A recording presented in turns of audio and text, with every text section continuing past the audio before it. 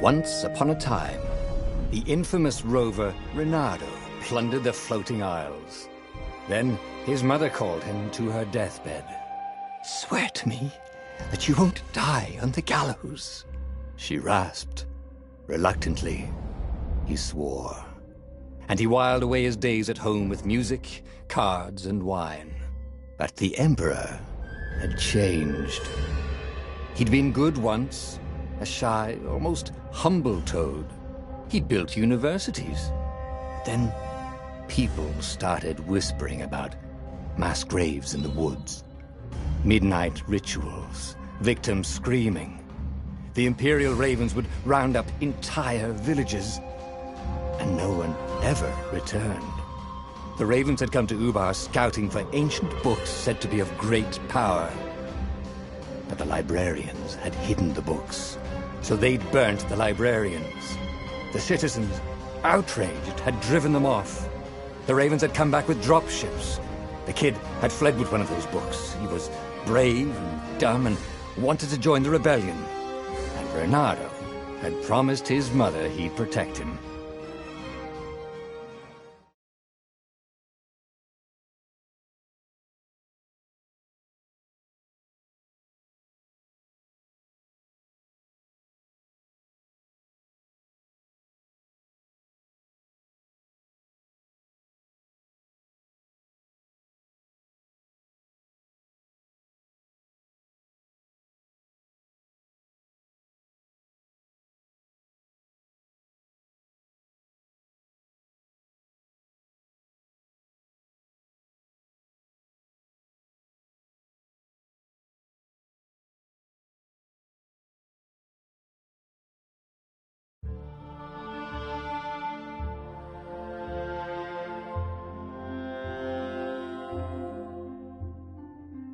The kid was looking down, watching his city burn. "Sorry, kid," Reynardo told the kid. "Look, if we give them the book, they'll leave you alone." "My mother died for this book!" "I promised her I'd protect you." "Oh, damn it." The kid had run off. With the book, of course. So Reynardo had to run after him.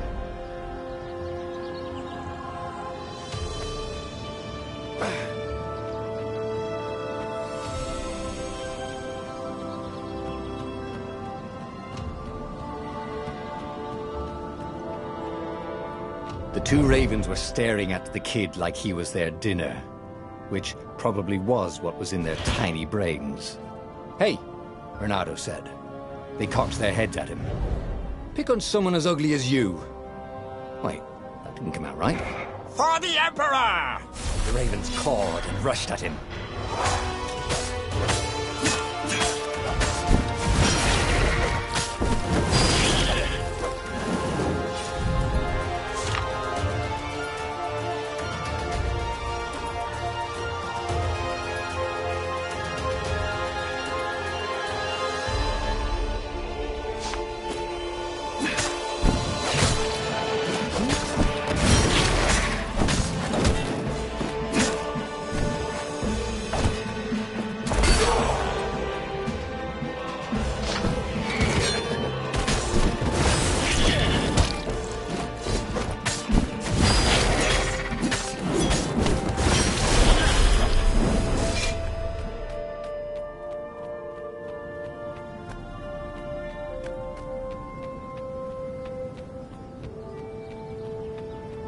A dropship flew overhead. He hoped they hadn't noticed him. The kid.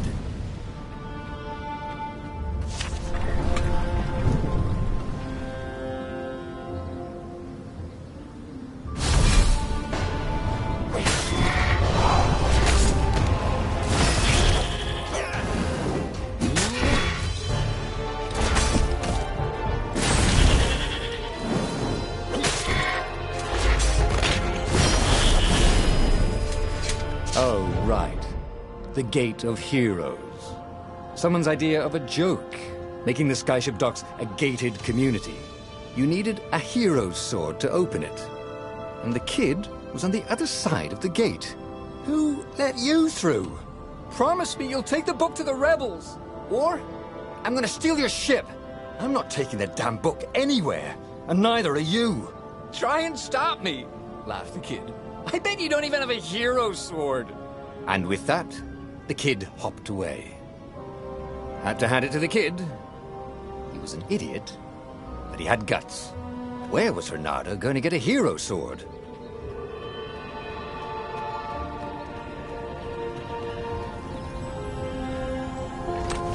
Ore and wind essence? That sounds about right. I'll need a workshop, though. Perfect.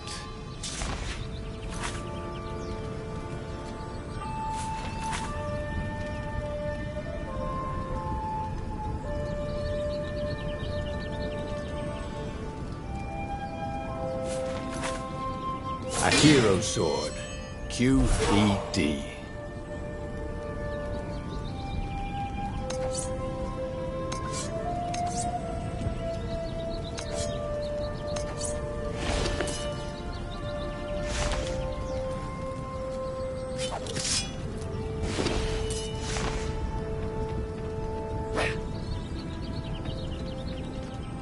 This is what he got for settling down and finding people to care about. The kid's mum had been a swell cook, and she'd laughed at Reynardo's jokes, even when he didn't know he'd made one. And the ravens had come to burn her. And she'd made him promise to protect the kid.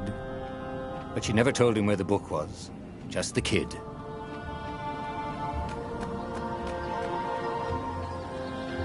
He came up to a ledge. It was too far to jump.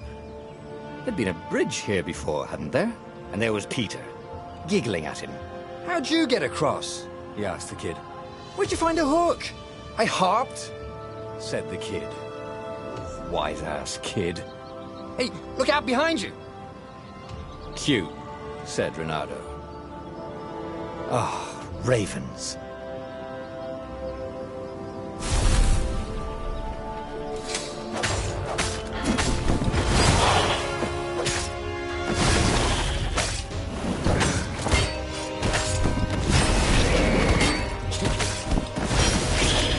It was time to talk some sense into the kid. Just hook his way across the ledge and chase the kid down. Thing was, he hadn't used his hook since he'd retired. Damn it. Maybe if he meditated at that altar there, he'd remember his old skills.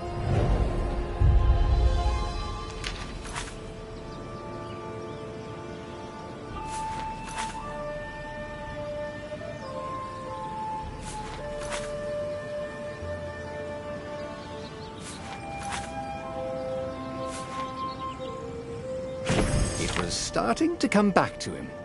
Something you never completely forgot, like how to freeze time when attacking. The more he fought, the more he'd probably remember.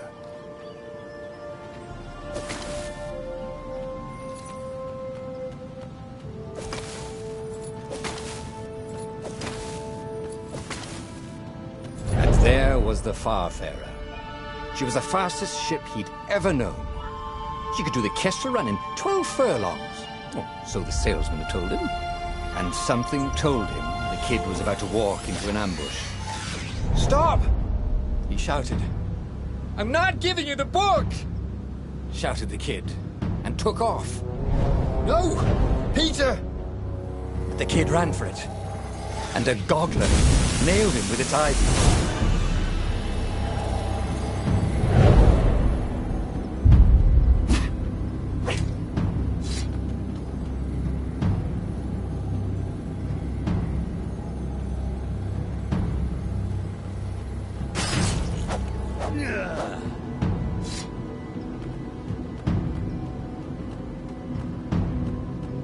The book was unburned. Next to it were the buckles from the kid's shoes, and a kid-sized pile of ashes.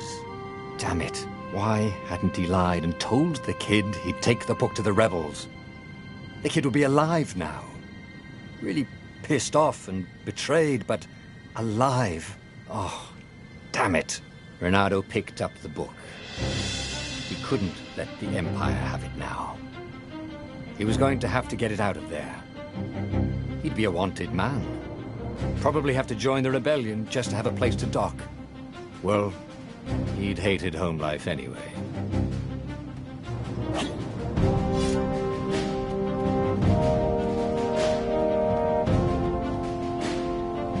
What was the big deal about this book anyway?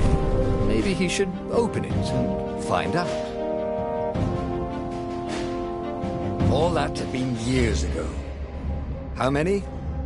The war was a blur, and now 3 Raven scout ships were chasing him.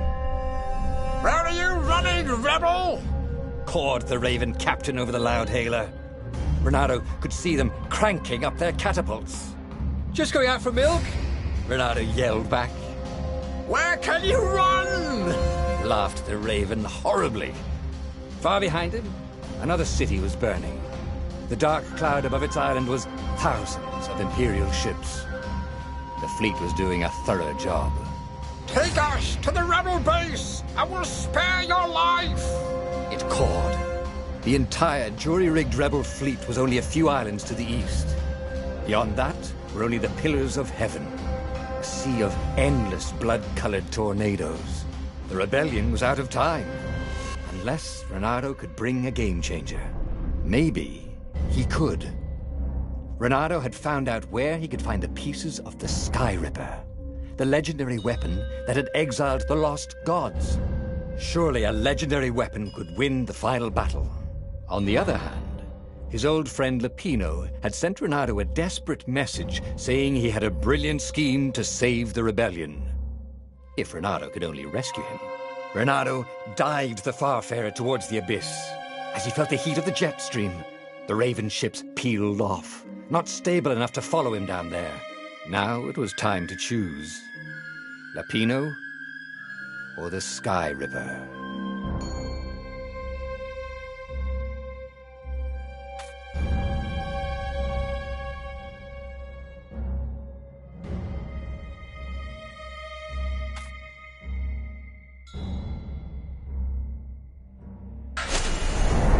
Lapino. Apparently, the Mad Rabbit had sold a Pegasus that he did not exactly own. Lapino always wiggled out of trouble, given time. But he was out of time. The Ravens had figured out that Lapino was a rebel spy. If the fleet reached him first, they'd string him up for that. Never mind the winged horse.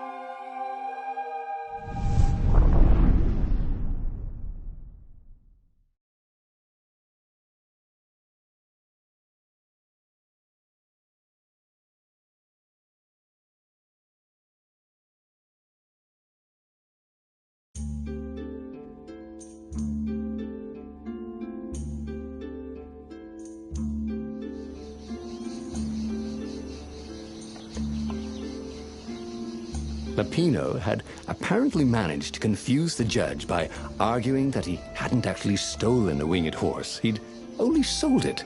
But wait, where was the prison? The village was empty. Had everybody fled the Ravens?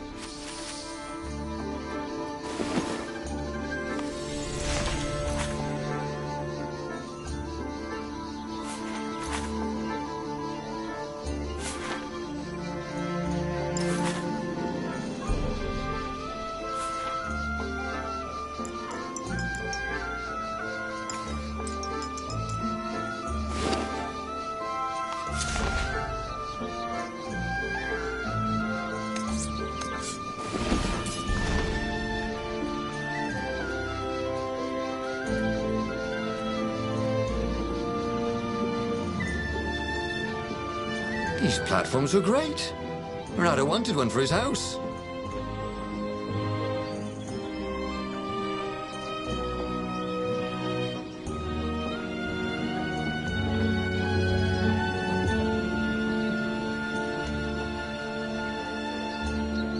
The Ravens had taken the town. Renato had seen villages emptied like this. All the people taken away to be sacrificed in the Emperor's secret rituals. Renato hoped the people were just hiding. Renato's blood was up. He just needed to smash something.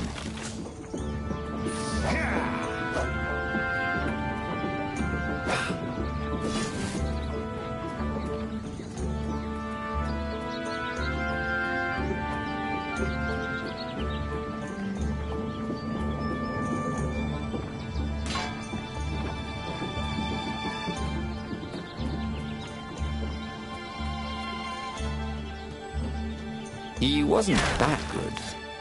Yet.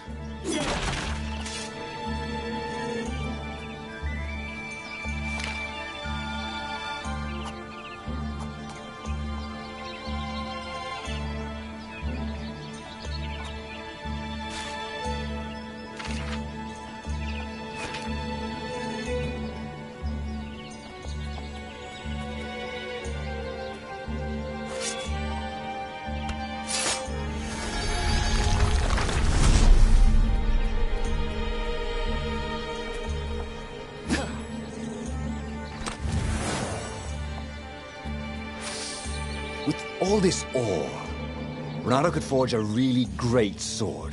He was a master forger. That probably wasn't the right word.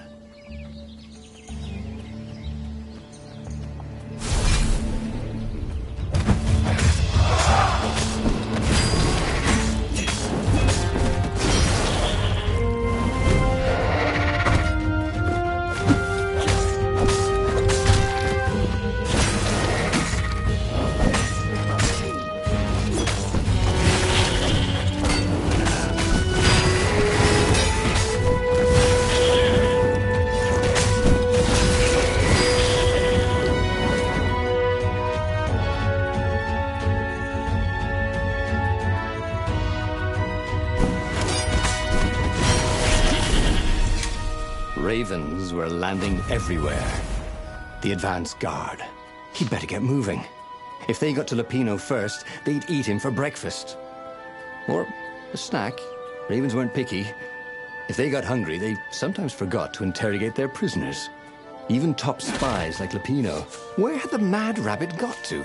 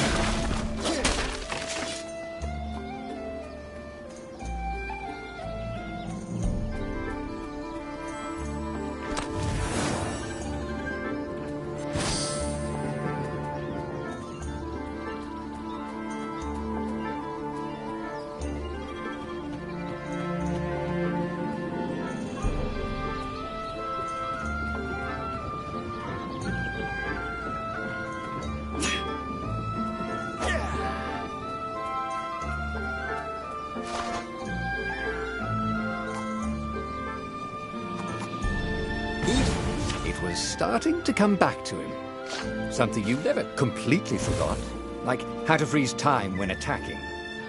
The more he fought, the more he'd probably remember.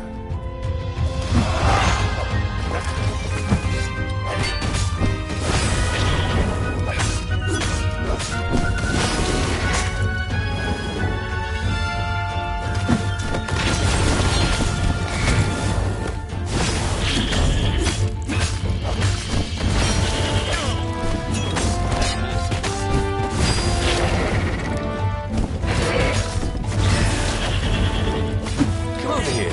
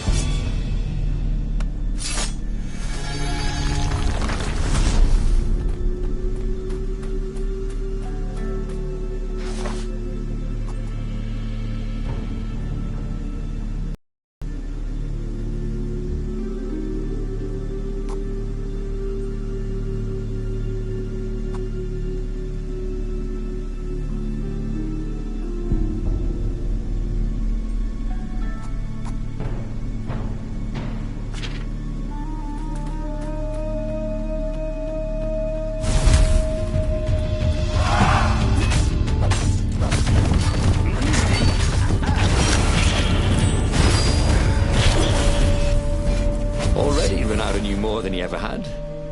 But about what?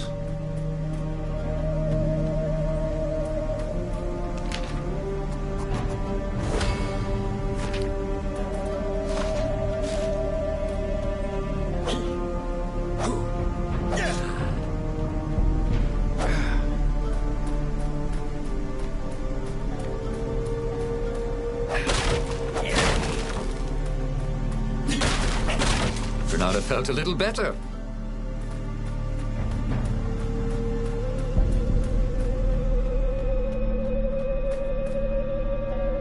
Dirty and bloody, Renato finally reached Lapino. The rabbit was practicing his shuffle. Renato recognized the cards. It was Lapino's favorite deck. Oh, I thought you were in danger. I am. The ravens are coming. Oh, the prison thing. Right, yeah, we see this guard owed me 53 ducats, so we made a deal. They're very reasonable people, actually, for weasels. Now, I got a brilliant plan to kidnap Zenobia. We capture Zenobia, we find out what she knows, and that's the whole war right there. Easy peasy, lemon squeezy.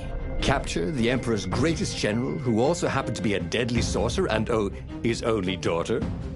That would be worth it. On the other hand, he could still get to the core of the Sky Ripper, even if he couldn't get the whole thing. It must have great power.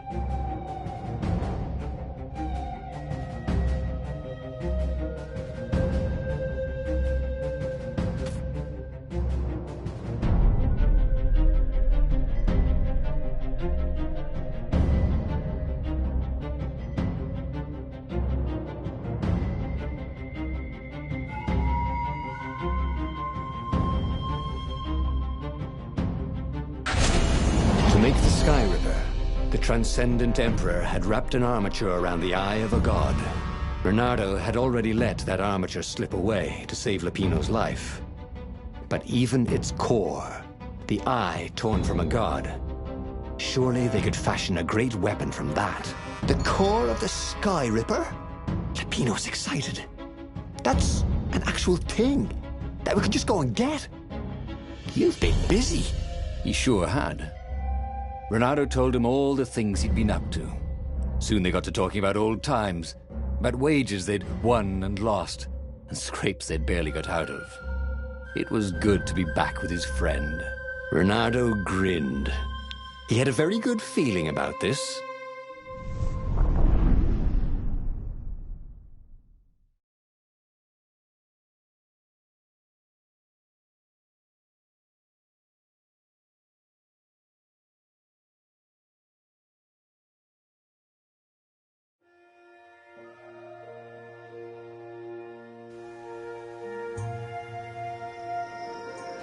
It's beautiful here, thought Renato. He was thrilled to be back with his old war buddy. He missed the mad rabbit, but something was not quite right.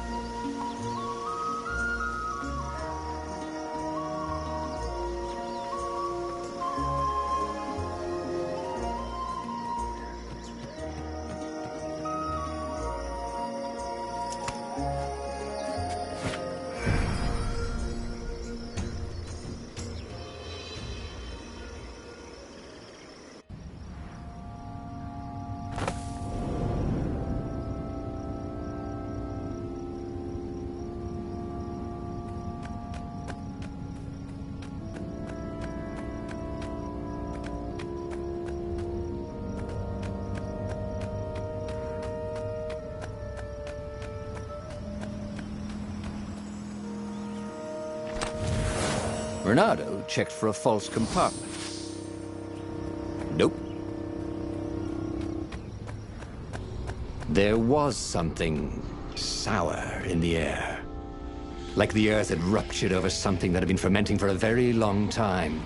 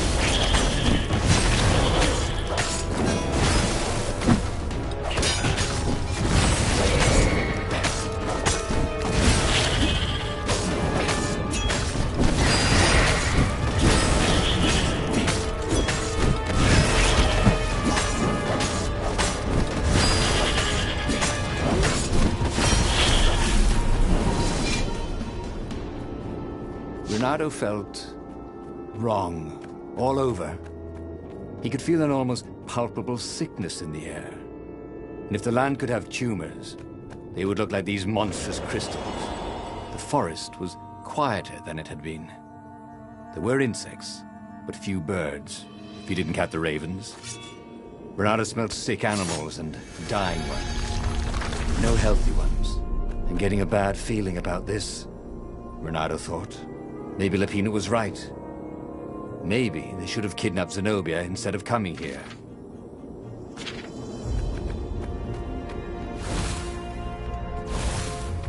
Can't we just agree to disagree? Said Renato. No?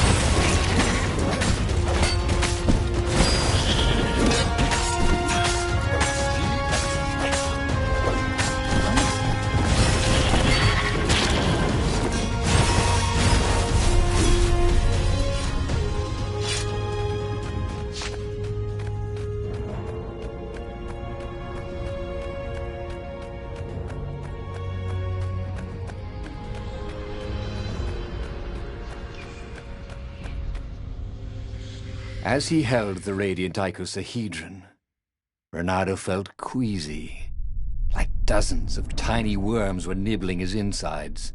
It wasn't healthy to be so close to the eye of a god. How could he use it? He could take it to the observatory. The scientists there could tell him how to harness its ancient power. But honestly, Renato ached to get away from it. He brought the core back with him to the Farfarer. But honestly, Renato ached to be rid of it. Tell you what, said Lupino. I'll take it to the observatory. You attack the Imperial outpost. The Imperial outpost was a vital communications node. Taking it could shatter the Empire's ability to coordinate. And it would be full of secret plans and maps and maybe even rebel prisoners. It was a good target for a hero like Renato.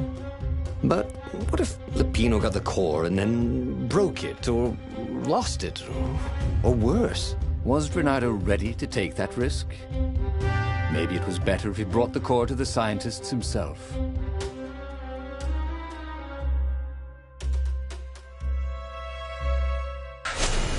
Lupino was a touchy rabbit. Renato knew that. You're brave, I know, Renato said. But this is what I was hired to do. At least let me run ahead and warn the scientists you're coming. So, Lupino was intent on being a hero, just like him. War made sensible men crazy for glory, and Lupino had never been sensible. But what was the harm? Lupino might well trip over a hornet's nest of ravens, but that was better than ravens lying in ambush, wasn't it? They finished the trip to the Nexus in silence. Renato had no sooner rescued his friend than he was putting him back in danger. All right, he finally said as they landed. Go.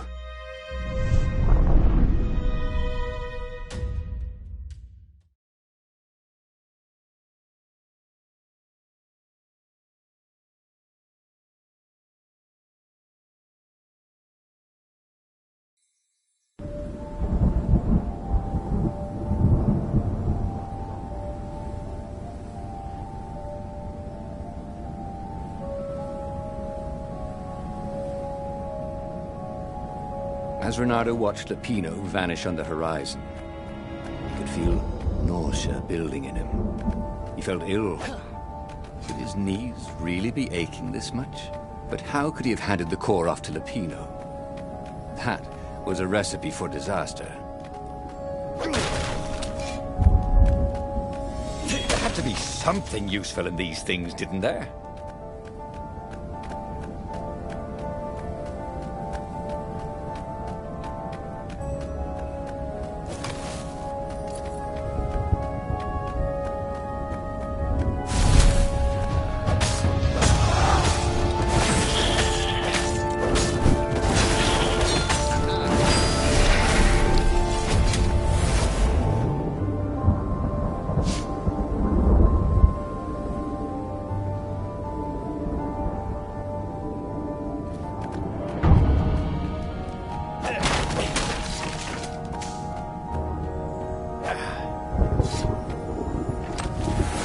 Odd that they never locked these things.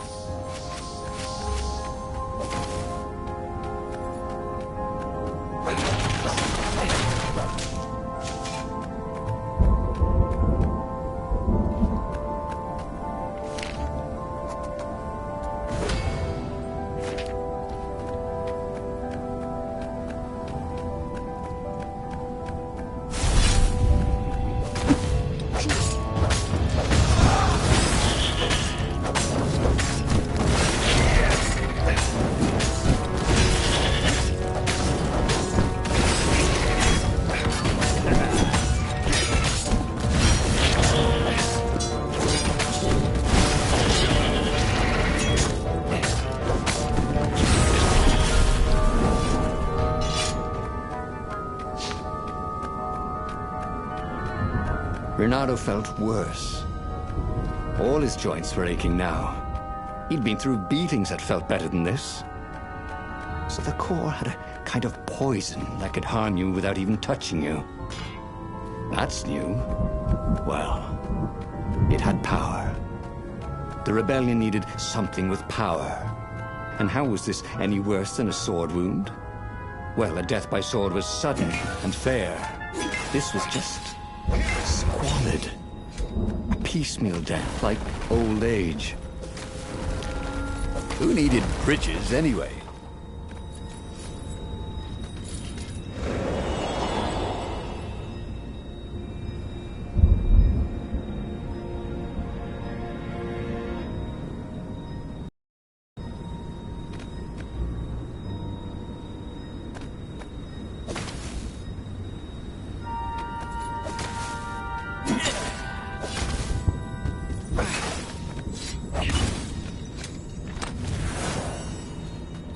I wonder what I could make with all these sword crafting materials, thought Renato.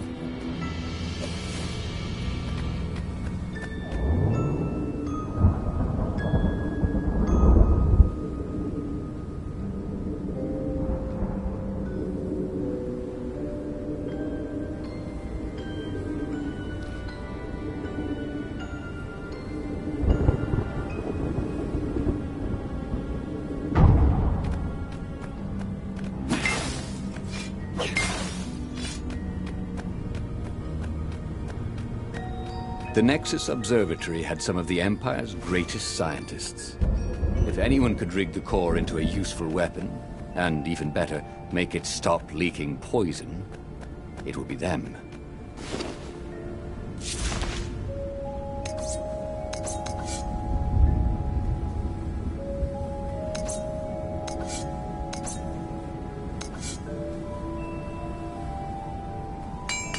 Sword from the south was terrific for barbecuing sausages and ravens.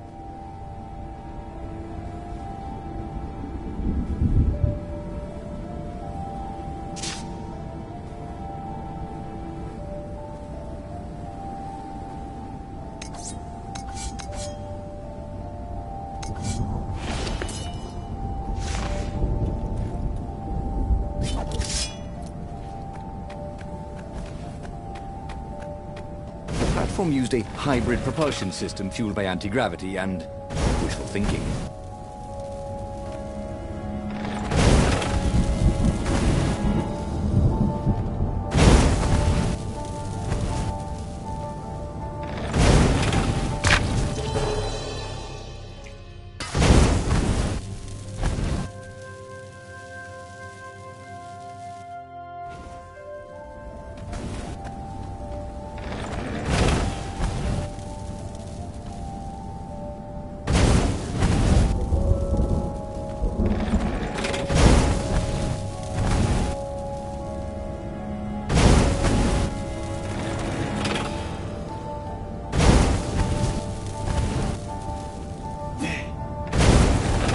Energy spheres.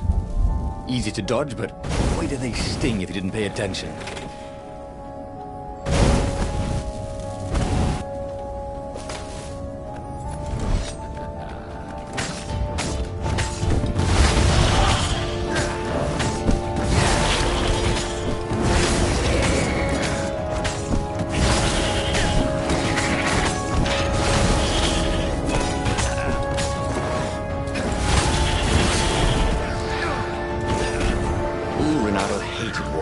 The way they stayed back and loved pain and death from a distance.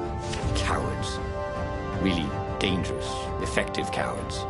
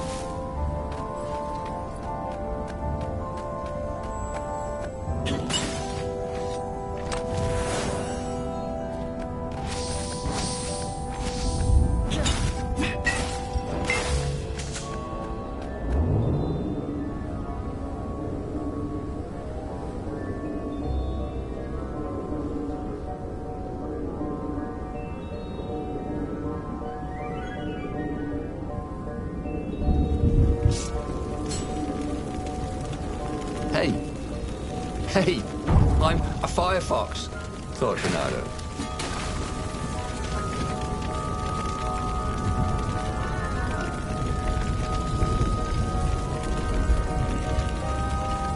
The observatory was a burning hulk. Dead scientists everywhere. Renato found the mad rabbit cowering under a desk. The ravens, they must have known we were coming, said Lupino. How did you... Well, see, I was doing a card trick with my lucky deck, and I kind of bobbled the cards, so I went under the desk to gather them up, and boom! I guess we'll have to take the car straight to the secret base. The secret rebel base. Yes. They had engineers there. But wait. Calaveras, the sage in the mountains. Maybe he would know what to do with the naked core.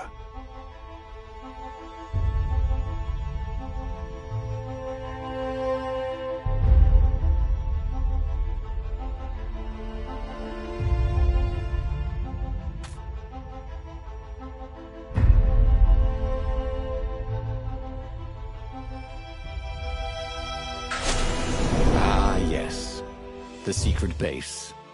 Not even Lupino knew where it was. They had engineers there. Those toads would surely know what to do with the core's power. And then he'd be free of it. But he couldn't take Lupino.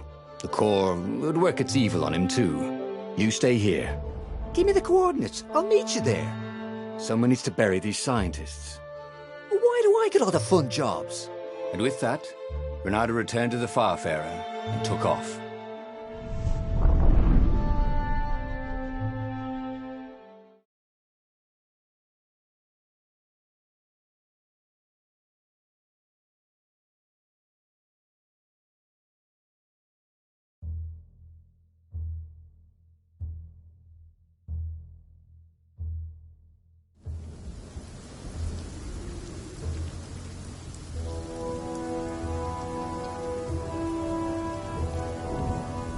The ruins were quiet, but Renato could hear a buzzing in his ears.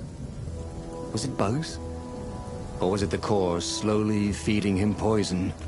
The council would know what to do. If the core had this much power, it could surely change the terms of the great battle that was coming. And maybe they would take this burden from him. Maybe.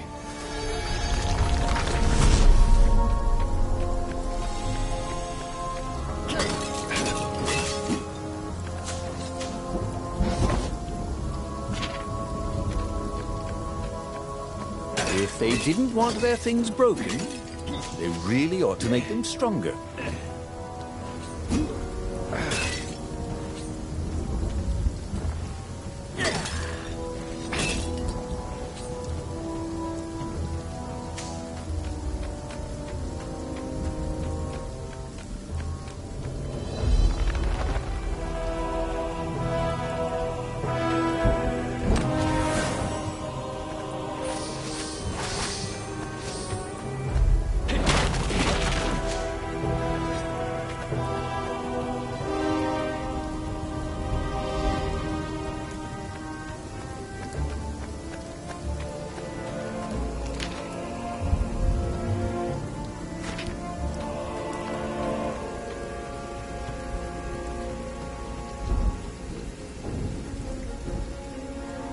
This thing really needed a roof.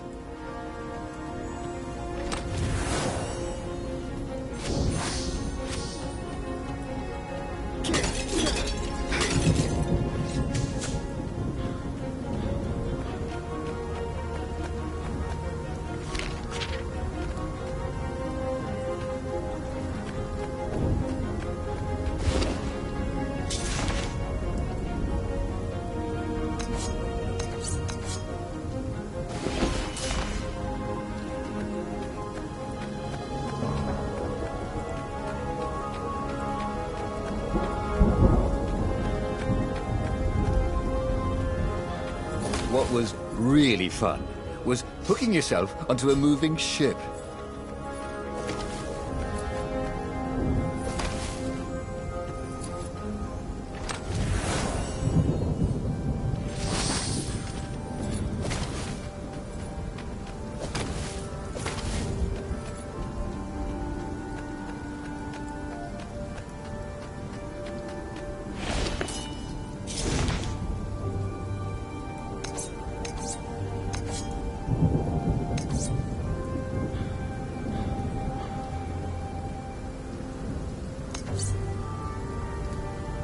His trusty old sword was always a little better when he sharpened it.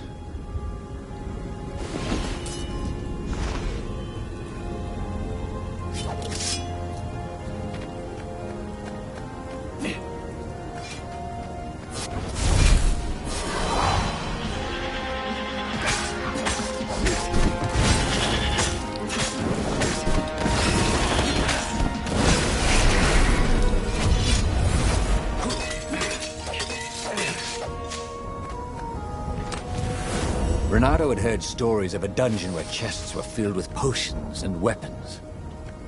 Fairy tales.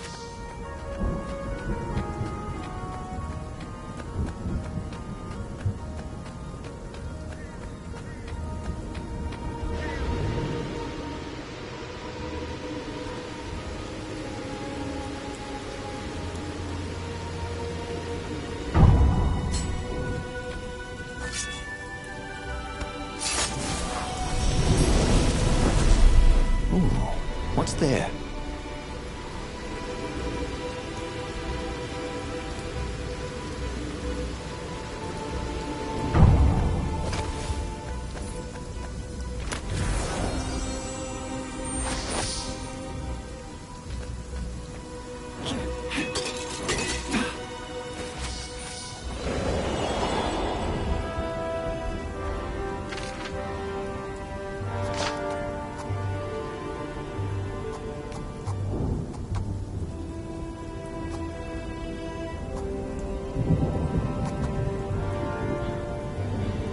This was way better than being able to shrink down to the size of an ant. What was that all about, anyway?